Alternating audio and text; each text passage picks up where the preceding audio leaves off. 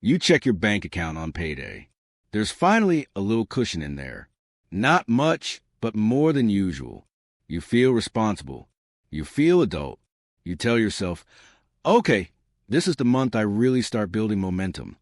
Then 2 weeks later, car repair, random subscription renewals, dinner out just this once. And suddenly your balance is right back where it always is. You're not broke. You're not reckless. But somehow you're stuck. If that feels uncomfortably familiar, this video is going to hit home. Make sure to hit the subscribe button and give this video a thumbs up if this helps you out.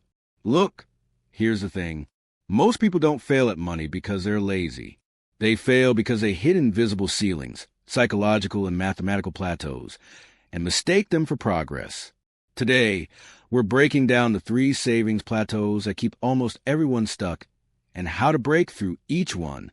And this is where it gets really interesting. Because each plateau isn't just about money. It's about identity. Plateau number 1, the $1,000 feels safe trap. For a lot of people, the first big milestone is saving $1,000. It feels incredible. According to a Federal Reserve report, nearly 37% of Americans would struggle to cover a $400 emergency with cash. So hitting $1,000, that feels elite. You think, I'm good now, I've got a cushion. But here's what most people don't realize. $1,000 isn't security. It's a speed bump. Let's do simple math. If your monthly expenses are $3,000, rent, food, insurance, transportation, that $1,000 covers about 10 days of life. That's it. One job disruption, one medical bill, one real emergency, and it's gone. Psychologically, though, $1,000 gives you emotional relief, and relief is dangerous because relief reduces urgency. This is where behavioral economics kicks in. Humans are wired to avoid pain, not maximize potential. Once the immediate stress drops, your brain goes, mission accomplished. Plateau. Now, you might be thinking, but isn't $1,000 better than nothing? Of course it is. But the problem is complacency. It's like going to the gym for 2 weeks, seeing a little muscle, and deciding you're basically done. The breakthrough here? Redefine what safe actually means. Instead of flat number, anchor your emergency fund to months of expenses. 3 to 6 months is the traditional advice. For someone spending $3,000 a month, that's $9,000 to $18,000. That sounds big, but big goals create big behavior shifts. Action step: automate savings until you reach 1 full month of expenses. Then 2, then 3. Make it mechanical, not emotional. Because emotion is what keeps you stuck at plateau number 1. Plateau number 2, the lifestyle inflation ceiling. This one is sneakier. You get a raise or a better job. Maybe you go from making $50,000 to $65,000.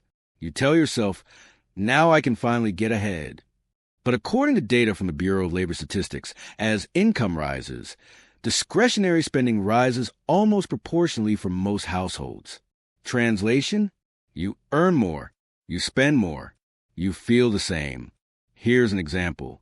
Let's say you make $50,000 after taxes and save $5,000 per year. That's a 10% savings rate.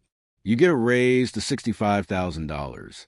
Instead of saving $15,000, you upgrade your apartment, finance a nicer car, take better vacations, and now you're saving $6,000. You're earning $15,000 more, but your savings only increased by $1,000. Psychologically, this plateau happens because of identity drift. When your income rises, your brain says, I deserve better. And you probably do. But better doesn't always mean bigger expenses. This is where it gets really interesting.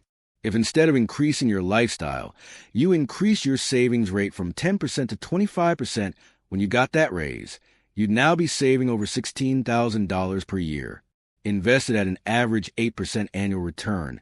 That difference over 20 years? The 10% saver might end up with around $250,000. The 25% saver? Over $800,000. Same person, same career, different plateau response. Now, you might be thinking, but I want to enjoy my life. You should. This isn't about deprivation. It's about intentional upgrades. Upgrade experiences. Upgrade skills. Upgrade assets. But don't automatically upgrade fixed expenses that lock you into higher monthly obligations. Action step. For every raise, commit to increasing your savings rate by at least half of the income increase before upgrading anything. This forces wealth growth before lifestyle growth. Plateau number 3, the I'll invest later freeze. This is the most expensive plateau of all. You've built some savings. Maybe you've got $10,000 sitting in a bank account earning 0.5%. You tell yourself, I'll invest when I understand it better. Or, the market feels risky right now. According to Vanguard's long-term data, the U.S. stock market has returned roughly 8 to 10% annually on average over extended periods. Let's do the math. If you invest $500 per month at 8% annual return for 30 years, you end up with about $745,000. If you wait 10 years and then start investing $500 per month for 20 years, you end up with around $295,000. That 10-year delay costs you roughly $450,000. And that's not because you invested more. It's because of time. Compound growth is like a snowball rolling downhill. The first few years feel slow, almost pointless, but then it compounds on itself. Psychologically, this plateau is driven by loss aversion. Studies in behavioral finance show people feel losses about twice as strongly as gains. So your brain exaggerates market downturns and minimizes long-term growth. Now, you might be thinking, what if I invest and it crashes? It probably will. Markets fluctuate, but long-term diversified investors historically recover and grow over time. The key is designing a system that removes emotion. Action step. Start with low-cost index funds. Automate monthly contributions. Don't check daily. Focus on decades, not days. Because investing isn't a timing game. It's a behavior game. Let's zoom out. Plateau number 1 traps you in false security. Plateau number 2 traps you in lifestyle creep. Plateau number 3 traps you in analysis paralysis. And here's the deeper truth. These aren't money problems. They're identity problems. Look, wealth building isn't dramatic. It's not viral. It's boring consistency. It's saying no to a bigger car when you could afford it. It's investing when the headlines are scary. It's pushing past $1,000 and refusing to settle. And this is where it gets really powerful. Every plateau you break changes your future self. 5 years from now, you won't remember the dinner you skipped to increase your savings rate, but you will feel the freedom of knowing you have options. 10 years from now, you won't care that you drove the slightly older car, but you will care that your investments are working while you sleep. Be honest. Is it the I'm safe with $1,000 plateau, the lifestyle inflation trap, or the investing freeze? Pick one action today. Increase your automated savings by 1%. Open the brokerage account. Move half your raise into investments. Small action, big trajectory shift. Because the goal isn't just more money. It's more freedom, more flexibility, more control over your time.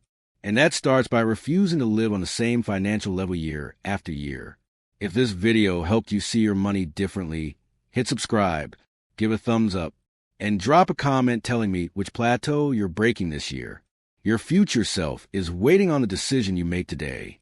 Don't let another year pass at the same level. Break the plateau.